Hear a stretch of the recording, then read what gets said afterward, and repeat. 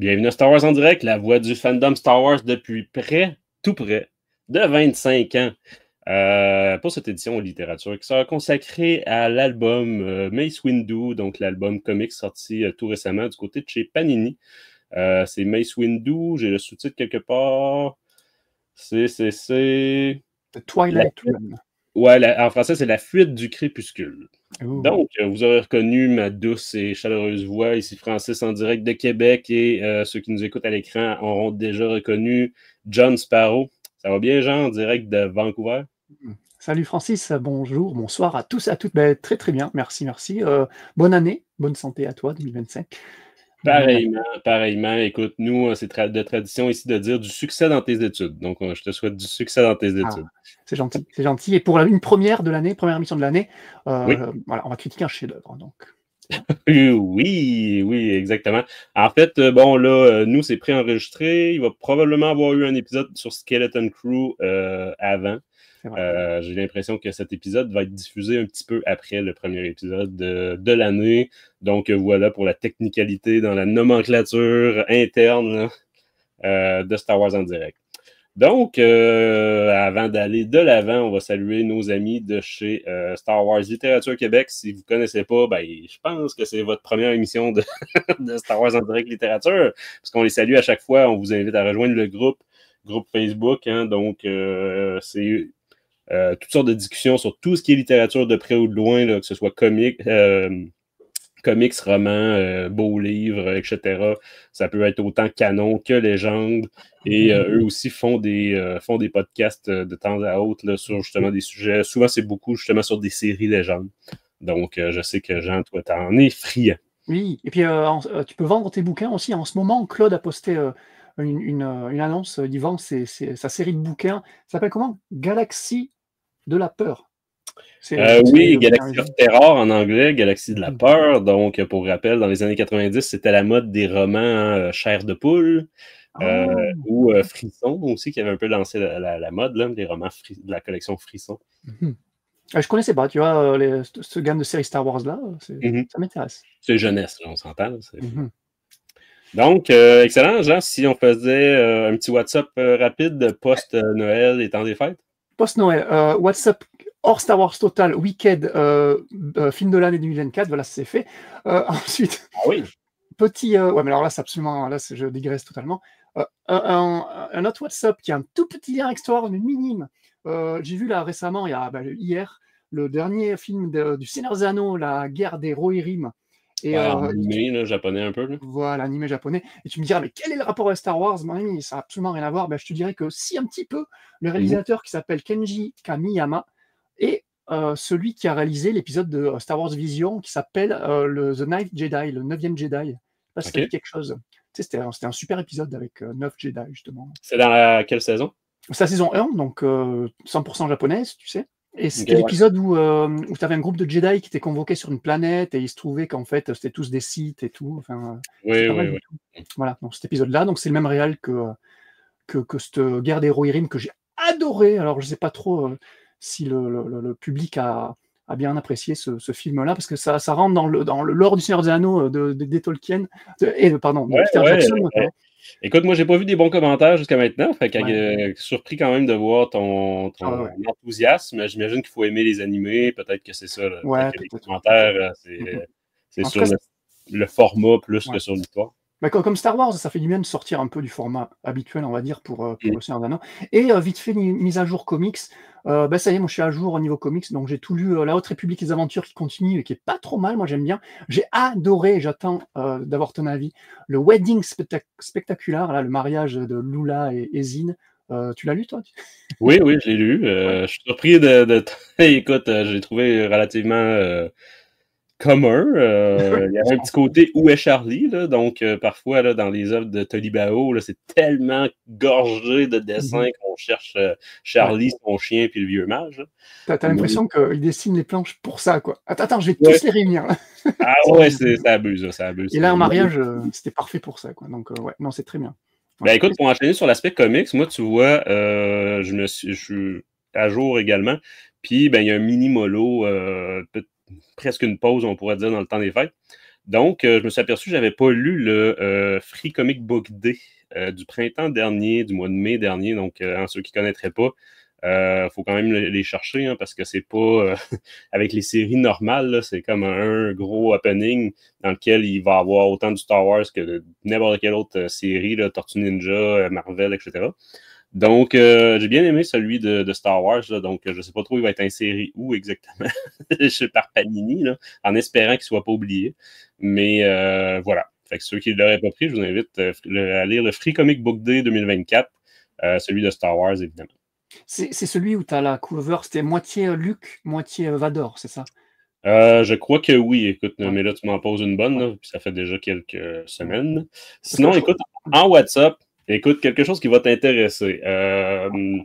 Ben, écoute, c'est une émission de littérature, c'est pour ça que je me suis dit, il faut absolument que je le présente. On a énormément couvert depuis 3 ans la Haute République. C'est tout un univers de nouveaux personnages et vaisseaux qu'on n'avait jamais jusqu'à maintenant en version physique. Et pour ce qui est des fameux vecteurs, donc les chasseurs des Jedi, ben, ce n'est plus le cas. J'ai mis la main tout récemment sur un vecteur de la collection. Je vais agrandir un petit peu pour ceux qui nous ont à l'écran. La collection des Young Jedi Adventure. Donc, évidemment, ce n'est pas à l'échelle, là, etc.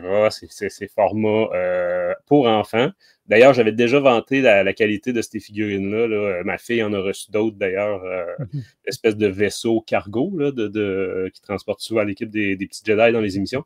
Mais voilà, Vector, il existe en 2 modèles, je crois. Il y a celui aussi d'espèce de... je cherche son nom, là, en tout cas, le personnage, le petit nounours bleu, là. J'ai plus son nom aussi, ça fait longtemps. Ouais, non, c'est ça. Mais voilà ce que ça donne, ceux qui nous ont à l'écran, et on peut déployer les ailes. Donc, voilà, je trouve que pour une première représentation vraiment physique de ces chasseurs-là de l'ère de la Haute République, ben écoute, c'est très, très cool, puis c'est ça. En plus, comme je disais, ma fille a déjà plusieurs des autres personnages, puis tout ça. C'est une belle petite trouvaille. Ça, c'était pour ma plus jeune fille. Évidemment. Sinon, pour moi, j'ai reçu toute une tonne de cadeaux de Star Wars. Donc, évidemment, je ne ferai pas tout un par un. On voit à l'écran un beau chandail offert par mes enfants. Mais écoute, ma conjointe a complété pendant l'automne pour faire fabriquer ceci, qui est en fait, bon, évidemment, une représentation d'une tourelle là, anti-aérienne, par exemple, sur le toit de la mort. Mais en fait, ça sert à quoi? Parce que les décorations, c'est le fun, mais c'est le fun quand il y a une utilité aussi. Ben, c'est justement pour le lancer de dés. Donc, voilà. Écoute, on s'en est servi déjà plusieurs fois dans le temps des fêtes dans des parties de jeux de plateau. Là. Même, vous voyez à l'écran, c'est mes dés de Sabac, hein, parce qu'au Sabac, ça prend des dés en plus des cartes. Donc, voilà. Désolé pour le bruit.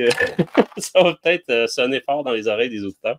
Mais voilà, et je tiens à souligner, je vais partager à l'écran, parce que non seulement c'est créé en impression 3D par des artisans de Québec, mais ce n'est pas que le mode, le 3D, c'est aussi même la peinture. Donc, moi, je trouve que la job de peinture dessus est vraiment magnifique. Donc, avec du doré ici et là pour faire un peu d'usure ou de saleté. Fait que bref, c'est magnifique. Je vais partager à l'écran. Les créateurs de ça, c'est Craft 3D, donc assez facile à retenir. Et je vous montre à l'écran là, leur page Facebook, donc vous pouvez aller voir ça. Il y a un aperçu là, de toutes sortes de modèles qu'ils font, donc vous pouvez les contacter. Comme je disais, je pense que c'est ici à Québec, mais bon, probablement qu'ils ship, qui expédie, peu importe où est-ce que vous êtes. Donc, je vous invite à vous informer auprès de cette équipe-là, Craft 3D. Un très beau cadeau de Noël que j'ai eu, puis la minutie, là, c'est vraiment impeccable. Fait que, voilà. Super. Écoute, avant d'aller de l'avant, si je te demandais, on avait quoi pour les auditeurs récemment? Oui, mais alors récemment, en littérature, nous avions critiqué en fin d'année dernière le dernier tome sorti à ce jour, qui était Throne Alliances, voilà, qui est sorti d'ailleurs le même jour en français chez Panini que le Mace Windu qu'on a critiqué ce soir, hein, qui était début décembre, je crois. Et également, ben, voilà, en ce moment, on est en plein Skeleton Crew, donc ce sont les 2 critiques des 2 derniers épisodes, donc épisode 5 qui date il y a 2 semaines, et épisode 6 qui date de la semaine dernière, et sûrement qu'on aura l'épisode 7 dans la foulée, comme tu disais, au moment où cette émission littérature sera diffusée. Donc voilà. Ouais, ben écoutez, c'est pas compliqué depuis quelques années. Pour les séries live action, dès qu'il y a un épisode sur Disney+, il y a une chronique de Star Wars en direct sur cet épisode-là. Habituellement, on alterne entre l'équipe française et l'équipe québécoise. Donc, ça permet aussi, tout le temps, on essaie de faire participer un peu tout le monde de l'équipe. Donc, vous pouvez avoir le point de vue de plusieurs. Je pense que Jean, toi, tu as déjà participé à un ou plusieurs épisodes sur Skeleton Crew. Ouais, un seul, ouais. Toi, on t'a pas encore vu, non, je crois? Non, effectivement, moi, les mercredis, souvent, c'est enregistré le mercredi soir en direct. Je peux pas. Côté horaire, ces temps-ci, c'était loin d'être idéal.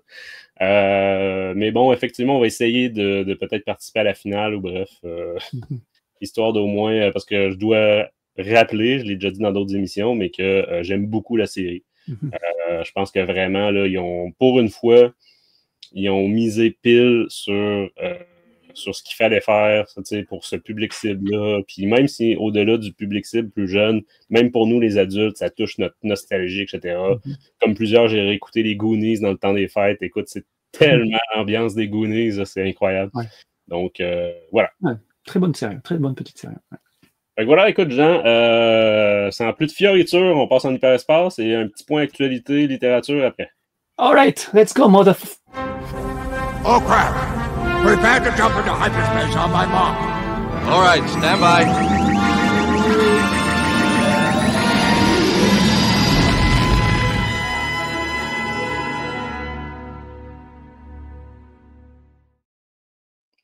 Et de retour de l'hyperespace, écoutez, comme je disais, il y a un point actualité littérature Star Wars qu'on ne pouvait pas ne pas aborder.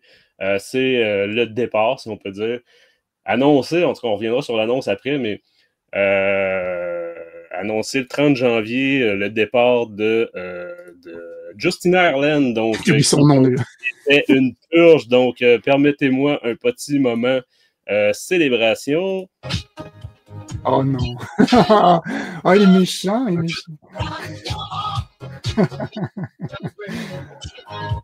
Écoute, voilà, donc c'est pas immédiat dans le fond là, au 30 janvier, c'est que, parce qu'évidemment, les romans, c'est beaucoup de travail en amont, donc là, il va sortir ses 2 derniers romans au printemps et un comics. Donc, ça va être en même temps la fin de la Haute République, donc il y a une certaine logique quand même pour n'importe quel artiste ou peu importe, là, à vouloir peut-être attaquer d'autres projets. Mais il faut avouer que son annonce est... Écoute, aucun motif, aucune explication. Justement, elle ne dit pas que c'est pour passer à autre chose, etc., etc.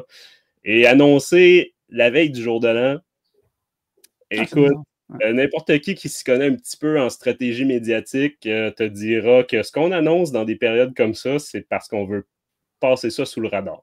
Donc, c'est comme le grand classique québécois, c'est les hausses de tarifs d'électricité sont toujours annoncées pendant la période de repêchage du hockey. Donc, justement, parce qu'ils passent complètement inaperçus dans les médias à cause que 90% de la place médiatique est sur le repêchage du hockey là, au Québec pendant cette période-là. Fait que bref, petit point stratégie médiatique, mais c'est ça, je trouve ça un peu spécial. Il va nous rester Daniel Roseholder. Écoute, dans la catégorie purge qui devrait, si possible, disparaître. Fait que c'est ça, beaucoup de monde ont salué quand même son apport.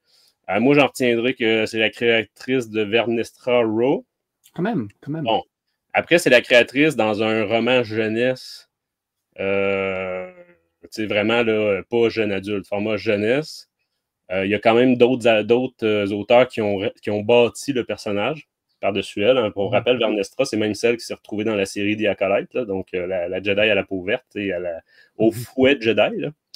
Donc, c'est ça. Moi, je reconnaîtrais de l'originalité sur certains points, mais écoute, est-ce que j'ai vraiment besoin de mentionner que ce qu'on retient le plus d'elle, c'est son militantisme, là, son utilisation de la licence Star Wars pour passer son propre agenda politique. Fait que bref, moi, c'est quelque chose que je trouve insupportable. Et l'autre grand champion de ça, c'est Daniel Roseholder. Donc, lui aussi dans le projet de la Haute République. Fait qu'on va espérer que lui aussi dégage éventuellement.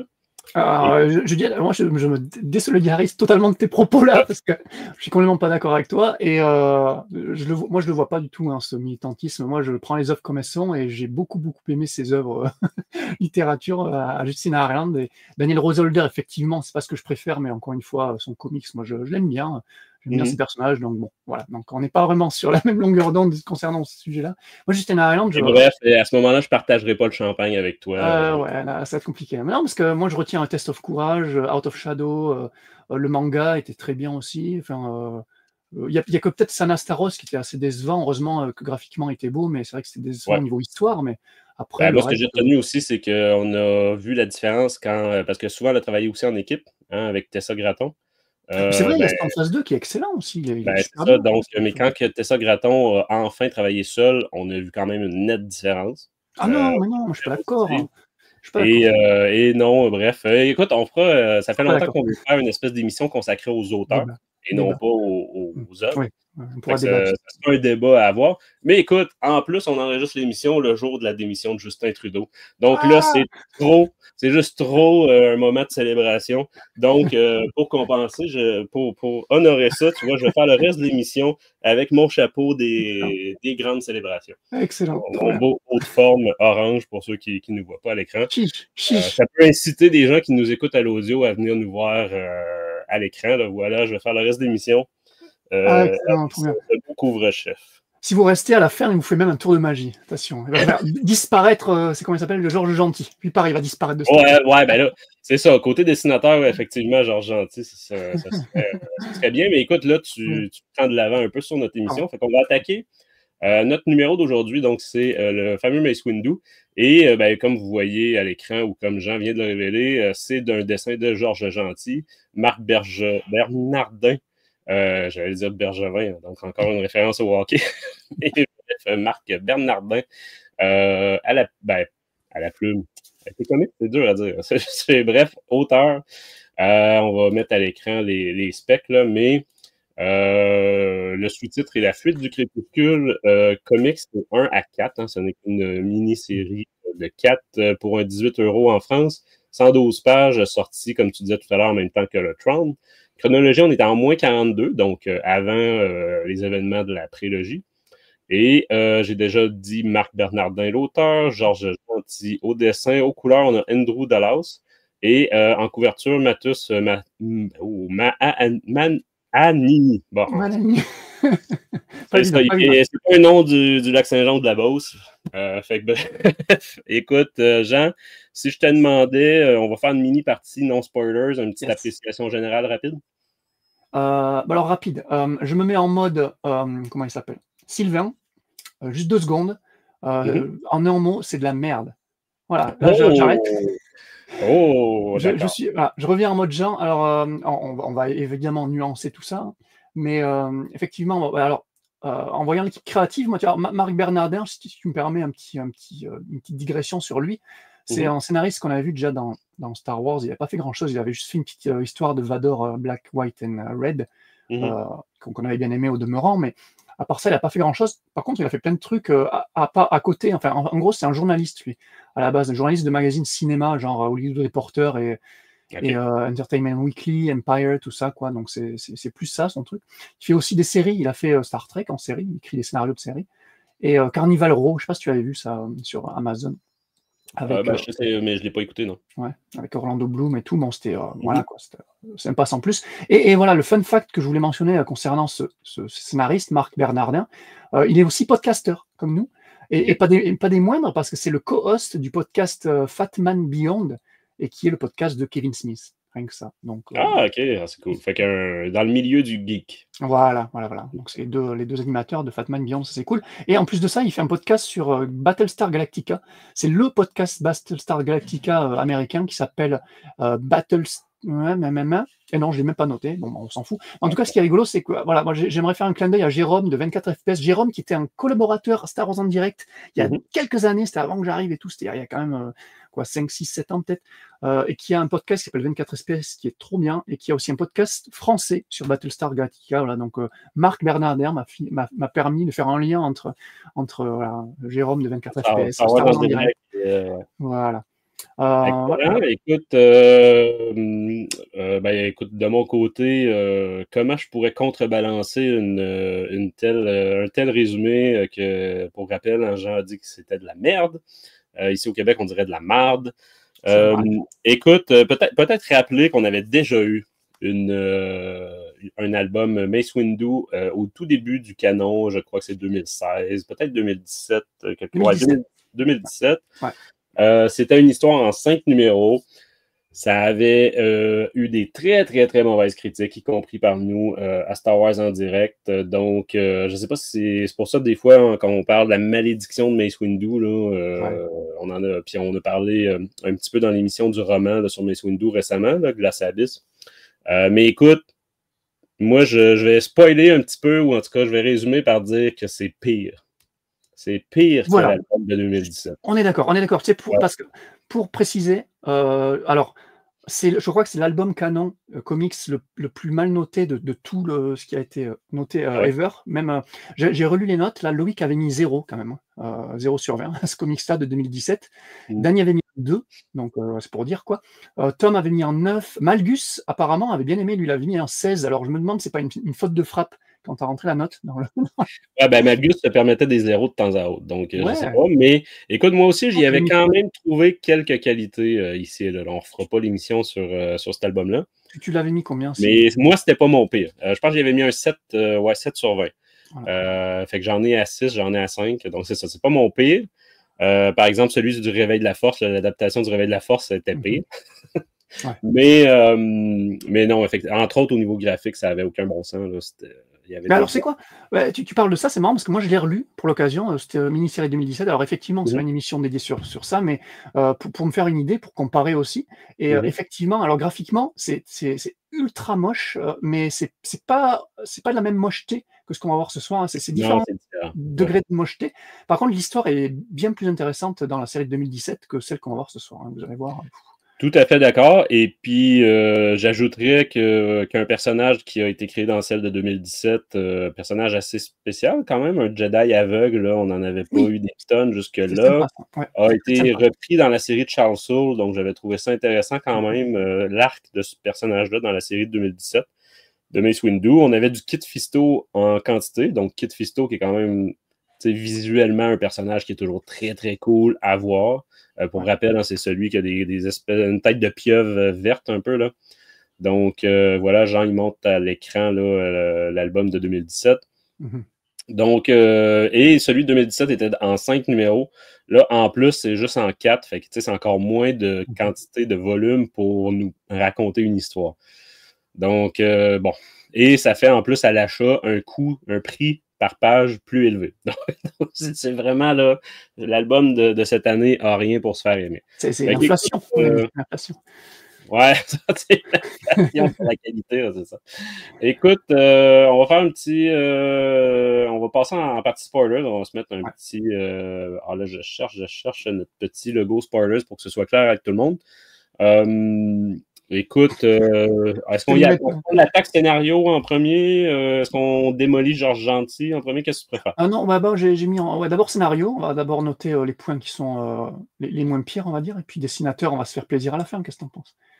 Ah ben, je vois ton sadisme intérieur, Jean, parce que tu veux te faire plaisir en démolissant l'œuvre de quelqu'un qui a travaillé fort. Là. Bon, ça après, ça sera un autre débat à quel point il a travaillé fort. Écoute, allons-y avec le travail de Marc Bernardin. Veux-tu nous faire un petit résumé de l'histoire? Ouais. Ah, t'as pas mis l'alarme, non? Je pensais qu'elle allait mettre ton jingle faire la fête. L'audio, on peut mettre la petite alarme.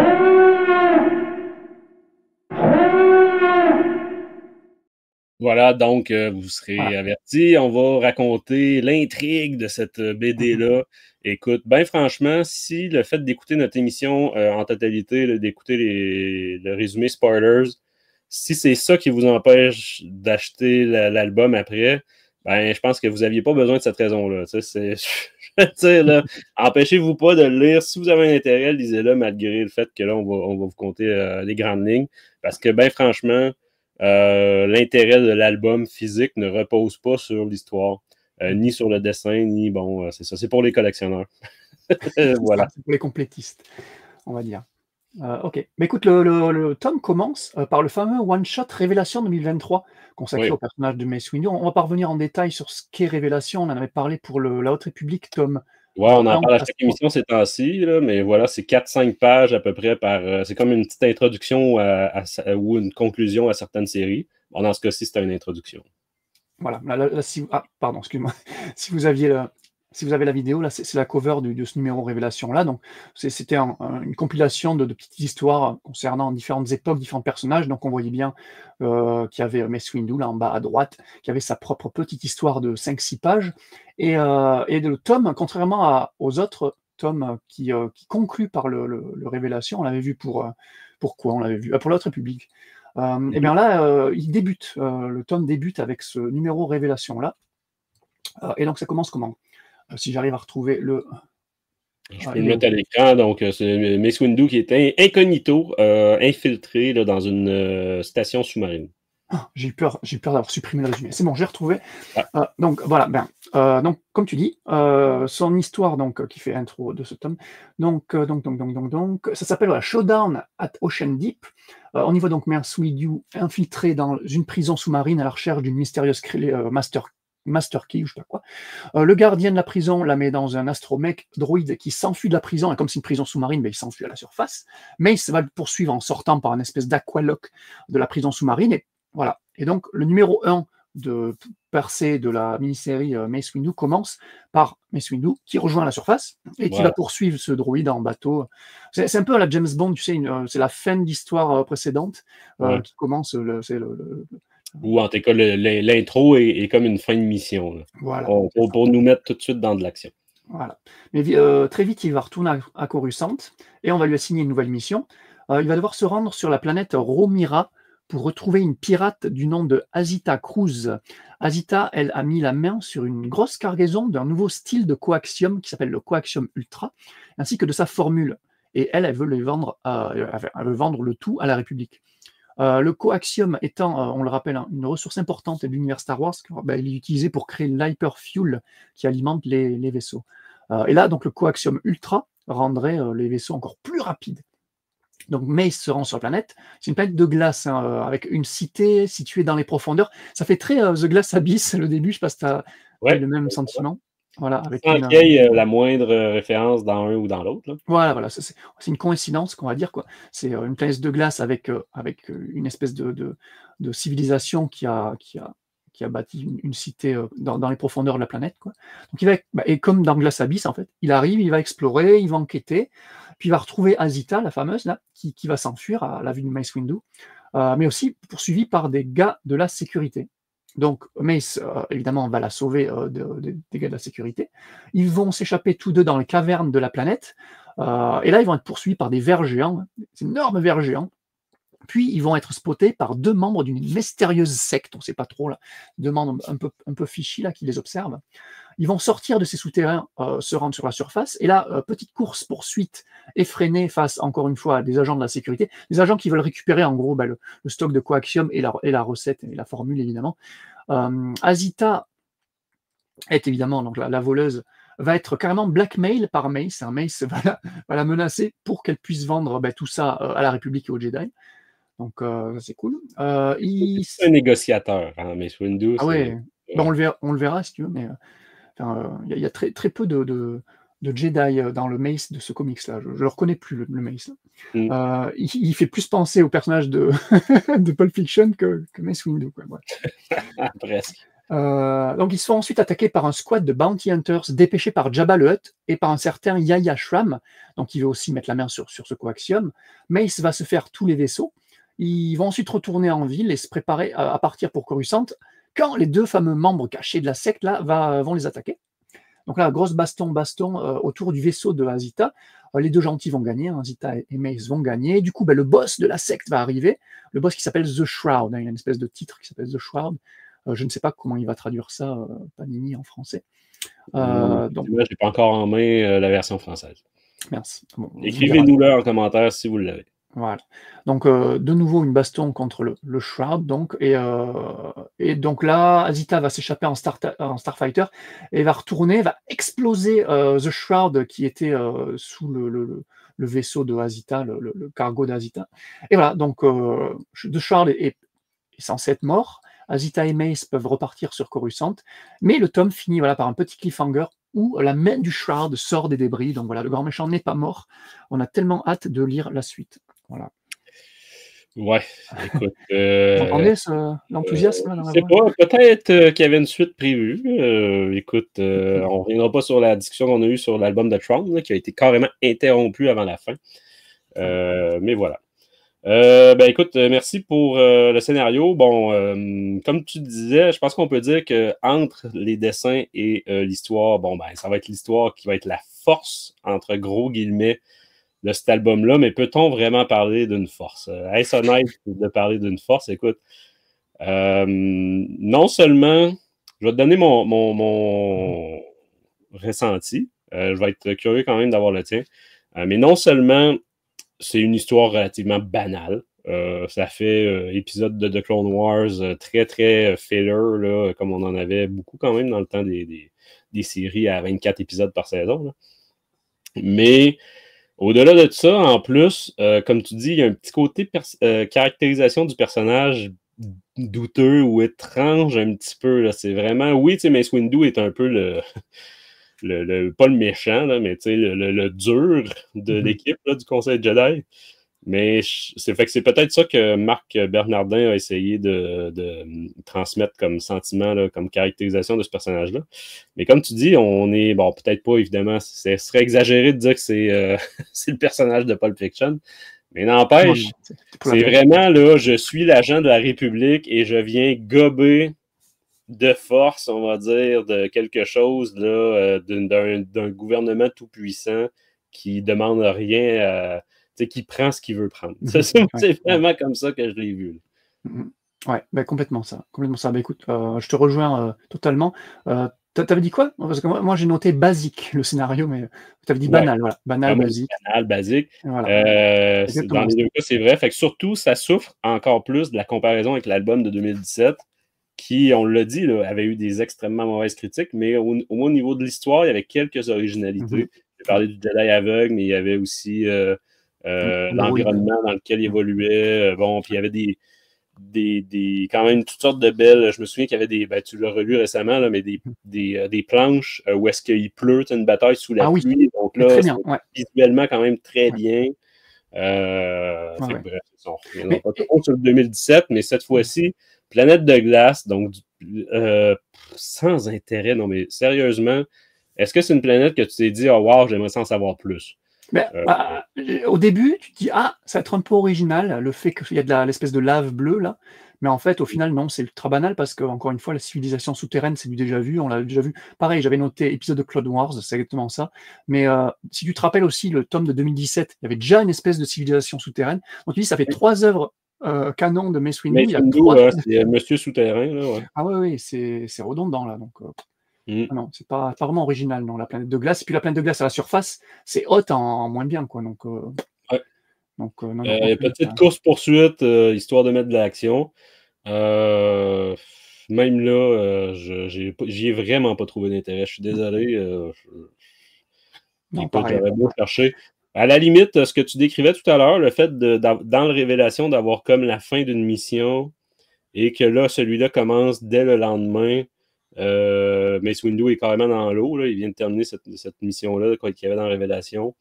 Fait que c'est comme tu dis, ça fait un petit côté début de James Bond. C'est pas... C'est ça, en fait, c'est que le premier numéro est pas si mal. L'aspect, il est sur Coruscant, il se fait confier une mission par le Conseil Jedi ou je sais plus quoi, là. Fait que, tu sais, les explications, le coaxium, etc. Fait que c'est ça, la mise en place, j'ai trouvé que c'était pas... Tu sais, même le personnage, le contact, là, tu sais, que Mace Windu doit retrouver, je me suis dit, OK, ça peut être intéressant, tout ça. Mais au final, dans les 3 numéros suivants, je trouve que l'exécution est très, très mauvaise.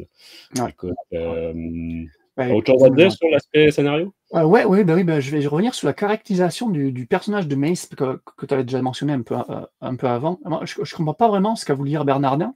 Dans le premier numéro, on voit que Mace va trancher en deux 3 gars 3 gars de la sécurité, hein. Donc c'est des gars qui font leur taf, qui vont juste Ils ont capturer des une familles. voleuse.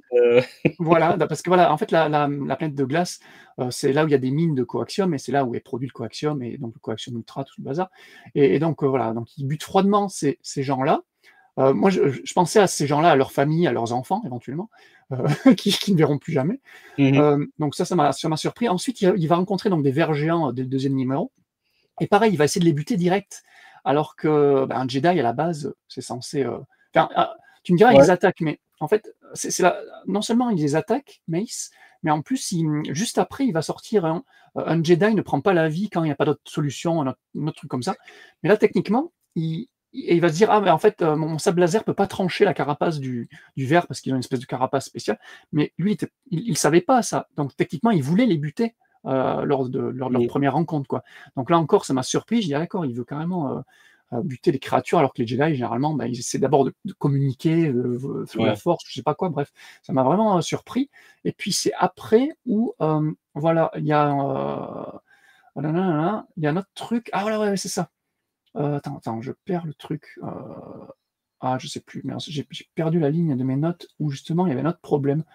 Il y a sa relation avec la fameuse Contact, là, qui, elle, est une semi-criminelle, là, on va dire, typiquement là, bordure extérieure.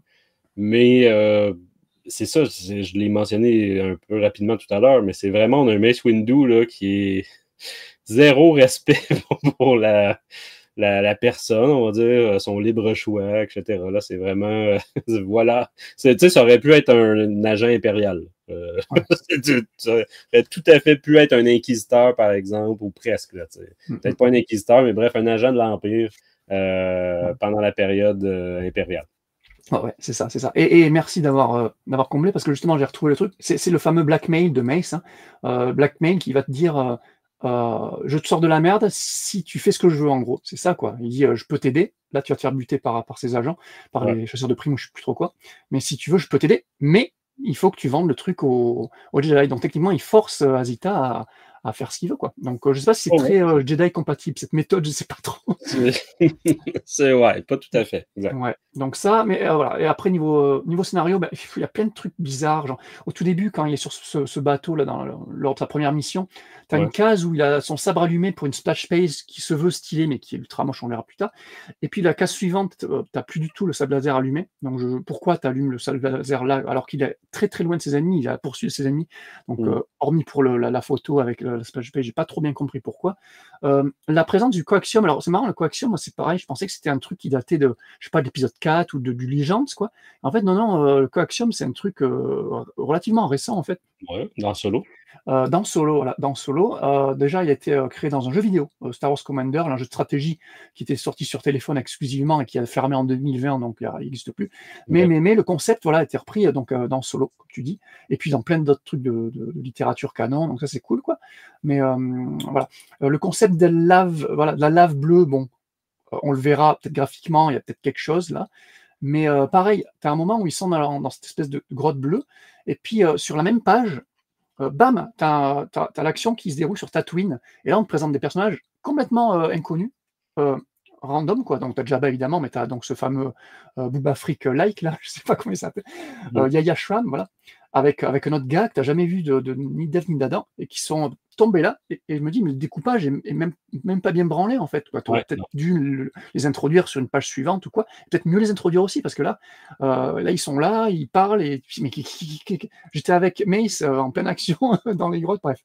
Donc c'est un peu bizarre la façon dont c'est foutu, ce comic-là.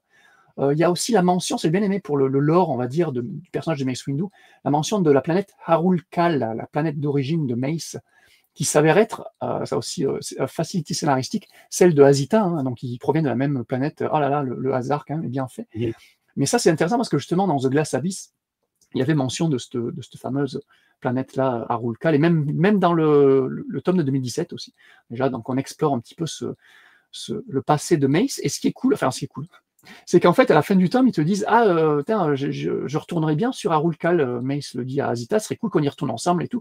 Et tu dis, donc ça promet peut-être le prochain comics Mace Windu sur sa planète d'origine, quoi, à la recherche de son passé, peut-être, je sais pas. Est-ce que ça t'intéresserait, toi, ça, Francis? Je sais pas. Ben, écoute, dans les déceptions du roman, il y avait cet aspect-là. L'aspect, comment dire, exploration du passé de Mace Windu, je trouvais que c'était imparfait. Fait que oui, je serais toujours intéressé quand même à en avoir un petit peu plus, surtout avec ce qu'on a eu dans Glass Abyss. Je trouve que c'est ça. Meubler, tout ça serait intéressant. Ouais, ça va sympa.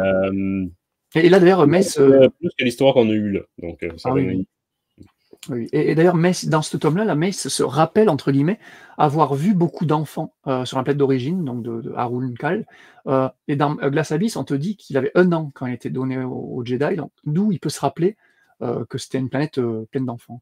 Ouais, ben ça, c'est les incohérences des auteurs multiples. Ou, écoute, c'est dans ces fameuses visions, là, parce qu'il y avait sans arrêt il rêvait à des événements passés. Là, c'est vrai. Vrai. Alors, techniquement, il se passe avant ou après le Glass Abyss là, Non, c'est avant, vu que ça, c'est pendant la guerre des clones. Voilà. The Glass Abyss se passe avant et ce tome-là se passe après, c'est ça? Non, l'inverse. Ici, je crois qu'on est avant même l'épisode 1. Là, on est avant, on est moins 42 ici. Là, je vérifie, là, mais il me semble que le roman, je vais vérifier pendant qu'on discutera de dessin. À moins que tu avais autre chose à préciser sur le scénario. Mais non. Pour finir, c'était pour juste le dernier numéro concernant donc, le fameux leader là, de la secte avec ses 2 followers. C'est vraiment bizarrement écrit, encore une fois. Là, tu vois, il y a une phrase, j'ai noté ça. Followers need someone to follow et leaders need someone to lead. J'avais l'impression de dire un truc écrit par un gamin de 5 ans. Quoi. Mais, ok. Et là, c'est pareil. Donc, The Shroud, là, il connaît le nom de Mace Windu, mais il ne sait pas que c'est un Jedi, donc c'est très bizarre. Et il connaît aussi sa planète d'origine. Donc, il connaît beaucoup de choses sur Mace, mais sauf le fait que ce soit un Jedi, c'est quand même bizarre. Comment je te confirme qu'on est 10 ans avant le roman. Ok, 10 ans avant le roman. Donc, le comic se passe 10 ans avant le roman. Ouais. Ok. Bon, voilà. Donc, voilà, à part ça, là, quelques incohérences de scénario, c'est pas... Ben, dans un comics de 4 numéros, c'est pas... comment dire... c'est un peu dommage.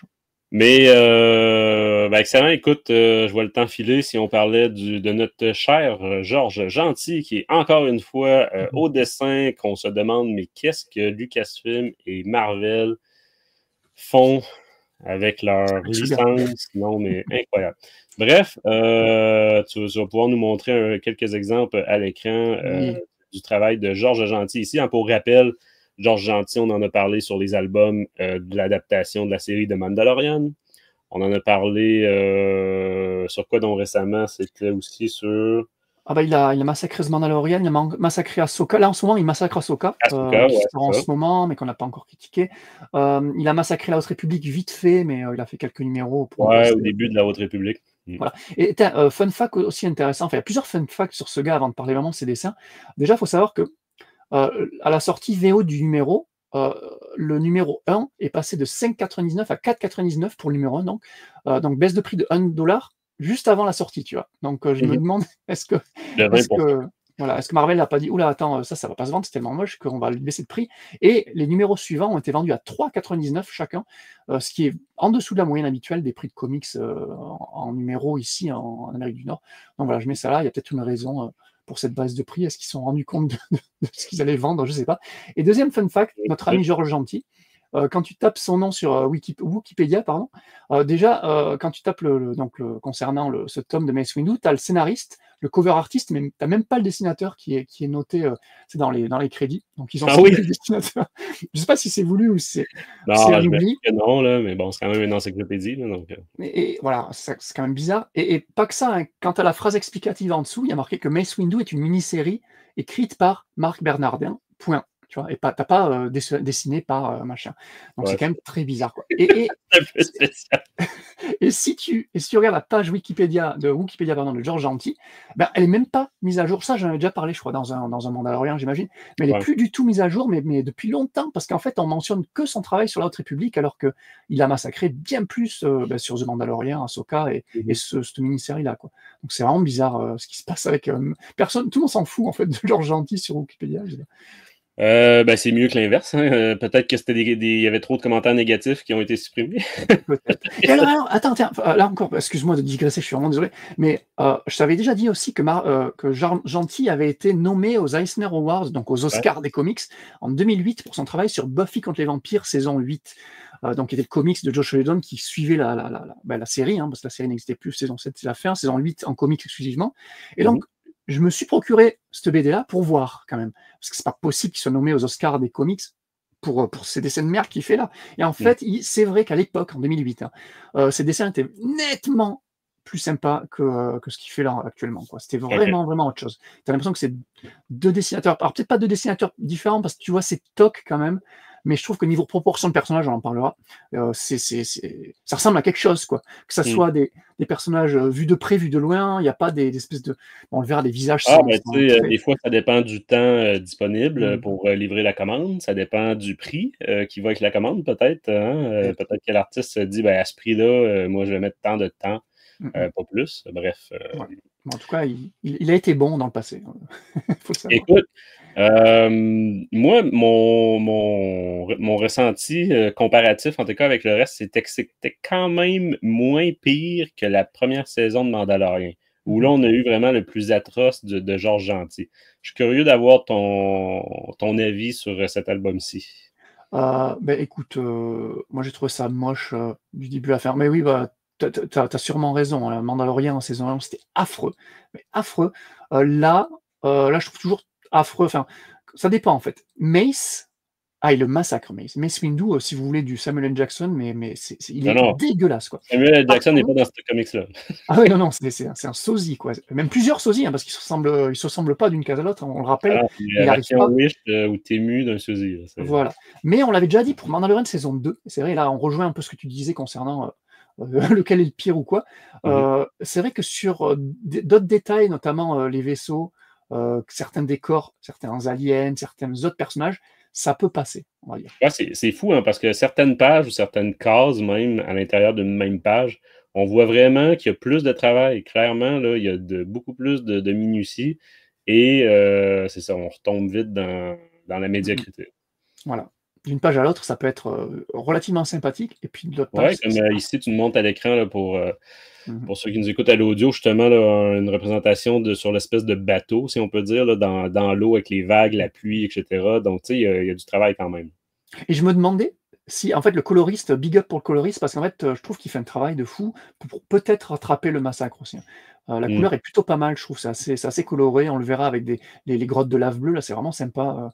Là, tu vois, donc là, j'ai passé la page précédente, je sais pas, l'espèce de Mace Windu avec les trempés, là, avec ces espèces de... Regarde comment il dessine l'eau qui dégouline du gars. Ouais, ouais. J'ai l'impression de voir Je suis curieux de voir les planches noires et blancs. Ah, voilà. Tu te dis, mais... moi, ça m'a fait penser à du RG, mais tu sais, genre des croquis de RG de Tintin et les Soviets, tu sais, le tout premier tome de Tintin, qui n'était pas encore là. Et encore, je trouve être méchant envers RG en disant ça, quoi. Donc, et regarde, au niveau des proportions, je trouve qu'il y a un problème. Il les fait tout le temps minuscules, je sais pas, il a les petites jambes, et t'as l'impression que ça, comment il s'appelle comment il s'appelle celui qui, Davis, j'ai plus son nom. Celui qui joue, Willow. Warwick. J'ai l'impression que c'est Warwick l'acteur, et pas... Voilà, c'est Warwick dans un costume, c'est pas Samuel Jackson. Là. Il est fait tout petit. Alors c'est pareil, on verra que quand il est sur des gros plans, quand il a, j'imagine, le temps de dessiner les gros plans, parfois les visages sont pas mal en fait. Mais dès qu'il est fait un peu trop loin, il est massacre. Quoi. Je comprends pas, je sais pas. Je suis pas un dessinateur moi, donc je peux pas expliquer la technique ou quoi. Mais ouais. Ouais, non, c'est ça. Vu l'environnement dans certains cas, mais j'avais pas réfléchi à l'aspect couleur, effectivement, si ça vient aider, sublimer un peu un travail un peu moins. Comme là, on voit à l'écran un Yoda, Coruscant. Yoda, hein, c'est toujours un test pour les dessinateurs de comics. C'est toujours une espèce de référence à quel point il est capable de faire des visages. Là, justement, dans le tome de 2017, le Yoda était méconnaissable. Là, ça va mieux. Et encore, quand j'étais en train de lire le comics, ma petite est venue et je lui ai dit, tu le reconnais, lui là? Et c'est ce qu'elle m'a répondu. Elle m'a dit, oh, mais que c'est moche. Donc ça venait d'une gamine de 7 ans, ça venait du cœur. Hein. Je pense qu'elle ne connaît pas Georges Lanty, donc bref. Et là encore, ça va, je trouve, sur cette page-là, c'était pas le pire. Mais là, pareil, il a toujours cette manie, dès qu'il a des personnages en arrière-plan, de ne pas leur faire de visage, quoi.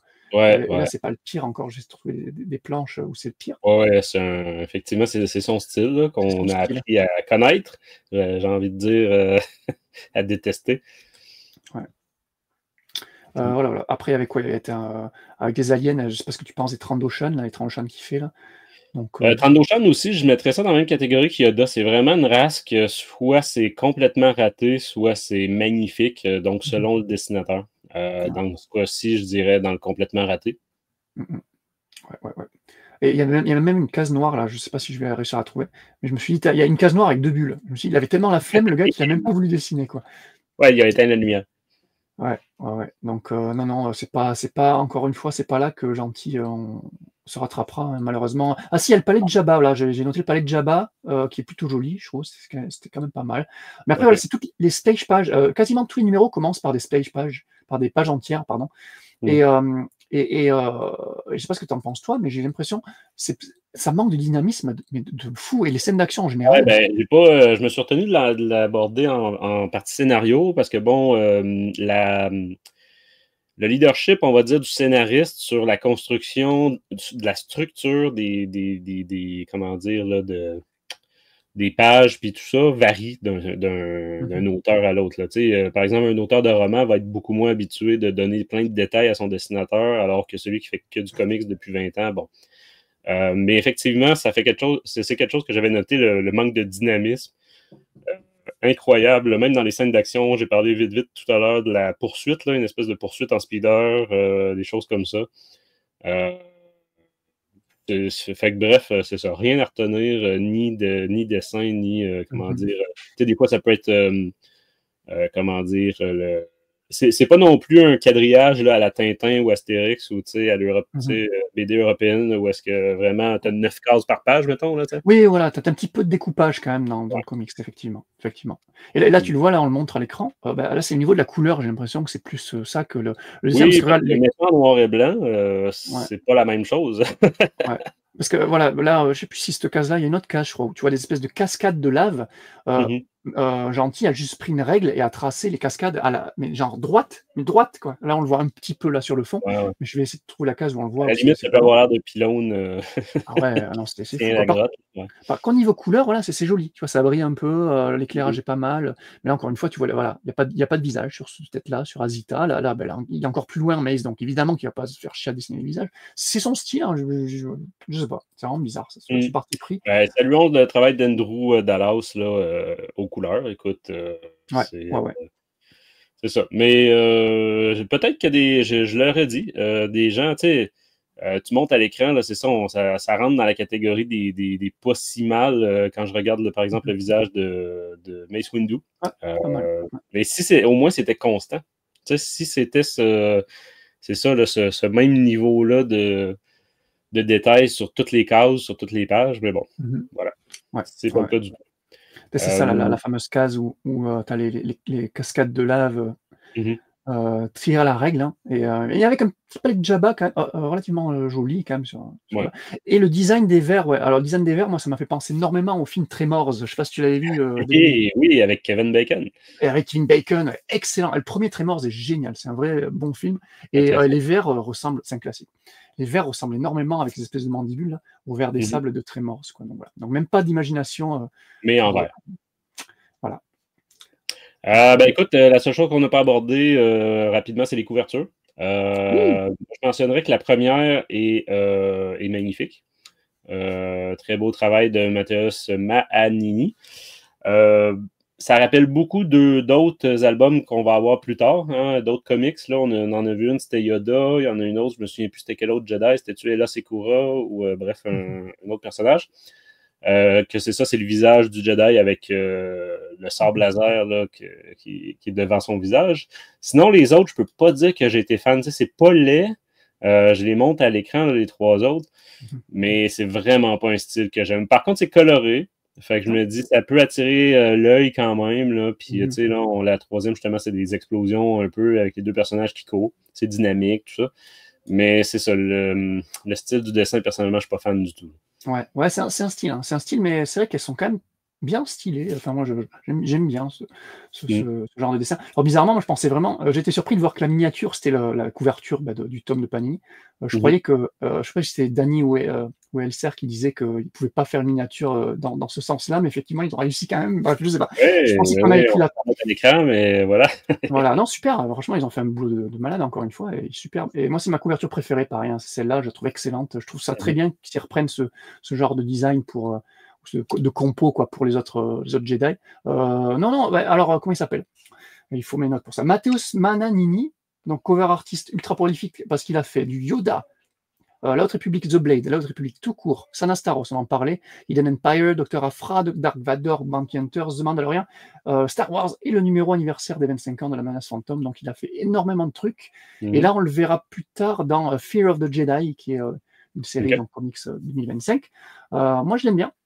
J'aime bien, mais je dois dire qu'il y a des variantes aussi plutôt pas mal. Alors, rien de énormissime non plus, mais regarde, il y a quelques variantes relativement sympathiques qui sont présentes dans le tome de Marvel en VO. Donc, je ne sais pas si Panini les mettra. Voilà, il y a celle-là que j'aime bien. Donc, c'est pas mal. Il y avait celle-là que j'aimais beaucoup, là, de Torrin Clark. Ouais, avec c'est quoi le nom déjà de la fille, là, du personnage secondaire? Je l'avais là. Asline, j'ai plus. Azita, pardon. Azita, voilà. Azita Cruz. Et voilà, donc voilà, il y a encore une petite dernière là, dans la caverne de glace, là, bon, c'est un peu limite, on va dire. Et la dernière, voilà, donc petite variante sympathique. Là, ça n'a rien à voir, c'est hors série, comme d'habitude. Et voilà, le petit Booba Freak-like. Qui a un petit rôle dans le tome. Ouais, je me souviens plus c'est quoi la race, hein, quand tu dis Boba Frick, hein, pour rappeler aux gens là, le personnage dans l'épisode 9. Là. Qu'on a revu la race dans Mandalorian, hein, dans la série télé. Je crois que c'était sur... c'était quelle planète déjà? Bref, on a revu quand même ces personnages-là une fois depuis. C'est des Anzelan. Des Anzelan. Bref, donc voilà.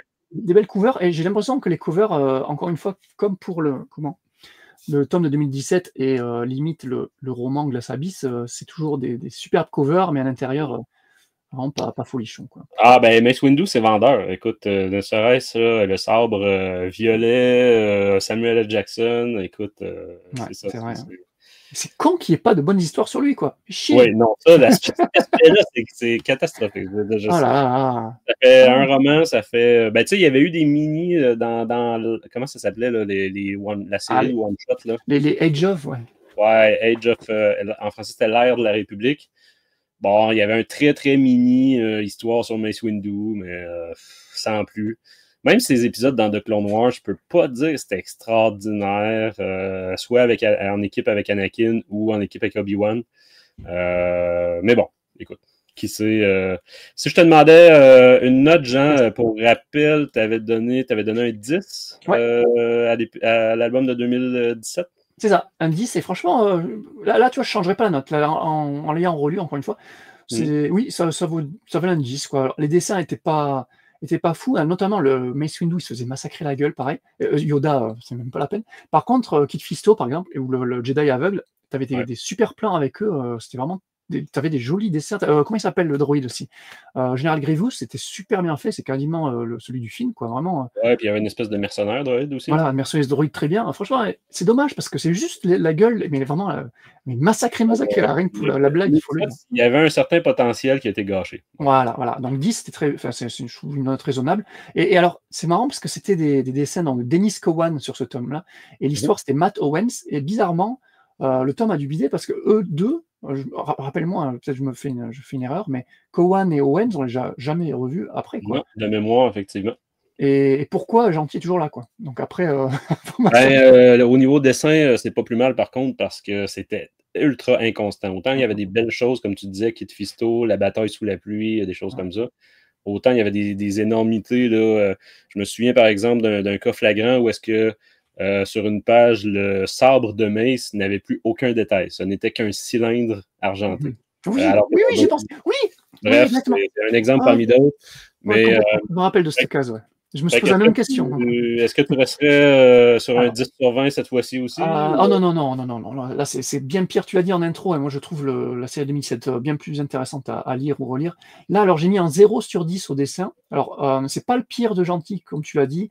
Mais allez, non, je vais mettre 1 sur 10, allez, pour les couleurs quand même, parce que c'est quand même quelques planches jolies. Les splash pages, pardon, qui sont pas dégueulasses. Au scénario, là, je vais lui mettre un petit 5 sur 10, donc tu fais la totale, ça fera un 6 sur 10, voilà. Donc 6 sur 10. Je crois que c'est. Je crois que c'est la palme de la plus mauvaise note. Ah non, j'avais mis un 6 sur 10 pour Mandalorian, saison 1 aussi. 6 sur 20. 6 sur 20. 6 sur 20, pardon. 6 sur 20. Donc ça égale Mandalorian de saison 1, tome 2, où j'avais mis un 6 aussi. Mais et tome 1 aussi d'ailleurs. Je sais plus ce que j'avais mis, mais ouais, je remets un 6 là. Okay. Écoute, moi j'avais mis un 7 sur 20, 35% en 2017. Puis Georges Gentil, c'est pas compliqué, là, c'est ça, les Mandaloriens, ça oscille entre du 4 sur 20 et du 6 sur 20. Saison 1, saison 2, là, tout ça. Écoute, c'est moins bien au dessin, c'est moins bien au scénario. Fait que je pense que je vais tout simplement y enlever 2 points puis y mettre un 5 sur 20. Donc un 25%. Tu vois, moi, ça me le met au niveau du Mandalorian, saison 1, album numéro 1. Oui, voilà, mais c'est ça. Pareil, on a le même avis. Ouais. C'est ça, c'est très décevant. Vraiment, là,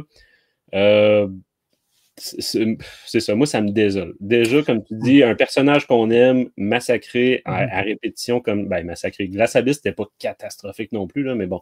Oui, et Julien avait beaucoup aimé. En comics, deux albums très, très, très décevants, alors que c'est un personnage avec tellement de potentiel, mais bon. Et là, j'y pensais, là, mais tu m'aurais mis cette histoire-là, qui est pas ouf quand même, banal, comme on a dit, avec un super dessinateur, rien que les phases d'action, parce qu'il y a des phases d'action, on n'en a même pas parlé, mais qui devraient être ouf, là, tu sais, quand ils sautent de vaisseau en vaisseau pour buter les Bounty Hunters, ça devrait être ouf. Il y a zéro epicness. À la fin, contre le Shroud, à un moment, le Shroud va soulever le vaisseau de Vazita. Il y a zéro epicness. T'es là, mais c'est tout mou, c'est tout lent, c'est tout moche. Tu m'aurais mis un putain de dessinateur, je t'aurais mis direct la moyenne facile, quoi. Donc, c'est dommage. Écoute, voilà, donc ça va nous donner une moyenne quoi à 6, j'ai dit, c'est ça, à 5-6, bref. Ouais, 5,5 quoi. Super. Ah oui, t'as mis ça, ouais. Fait qu'à 5,5 sur 20, fait que vous comprendrez pourquoi en intro on disait c'est pour les collectionneurs, les complétistes, parce que même un adorateur du personnage, est-ce que vraiment on va y conseiller de se procurer ça? Je suis pas certain, il va peut-être nous en vouloir si c'est vraiment quelqu'un qui aime vraiment un fan du personnage. Encore une fois, on le répète, hein, mais dites-le nous si vous appréciez. Hein, nous, on est ouvert au dialogue, il n'y a pas de souci. Exactement. En fait, je serais très curieux d'avoir votre avis, justement. Puis je reste tout à fait ouvert, là, surtout quand il est question des goûts de dessin. Bon, tous les goûts sont dans la nature. Là. Fait que voilà pour cet album-ci de Panini. Écoute, en passant d'ailleurs, j'ai fait une petite revue des critiques. Je suis allé sur différents sites, tout ça. Puis. On sort pas du lot. Tu sais, des fois, ça nous arrive là, de lire des bonnes critiques, puis nous, on a détesté ou vice-versa. Cette fois-ci, j'ai rien trouvé de positif nulle part sur cette série-là. Fait que ce soit ici, en France ou aux États-Unis. Donc, bon.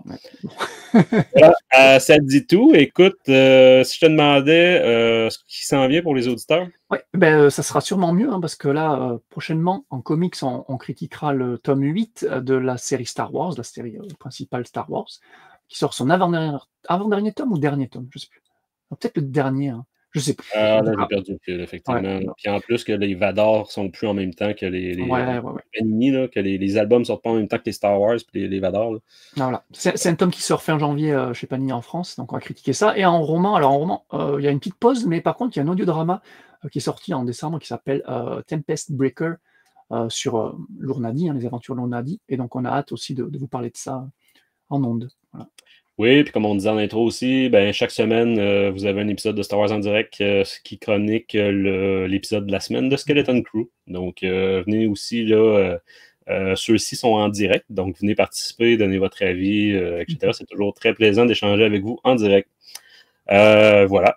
Écoutez, puis on rappelle, hein, les partages, les pouces, les cloches sur YouTube, les commentaires. Sur Discord aussi, venez donner votre avis, venez discuter, que ce soit, comme on disait, littérature, mais sur Discord, on a un salon pour à peu près tous les sujets de conversation. Et il y a des gens qui discutent d'à peu près tout, là, musique, graphique, etc. Là. Fait que, jeux vidéo, même divers hors Star Wars, hein, si vous voulez parler autre chose de Star Wars, il y a aussi le salon hors Star Wars. Donc. Ouais, exact. Donc, voilà, écoute, merci Jean de la part de toute l'équipe. Merci d'avoir été à l'écoute de Star Wars en direct, la voix du fandom Star Wars depuis tout près de 25 ans. Et que la force soit avec vous. Bye tout le monde.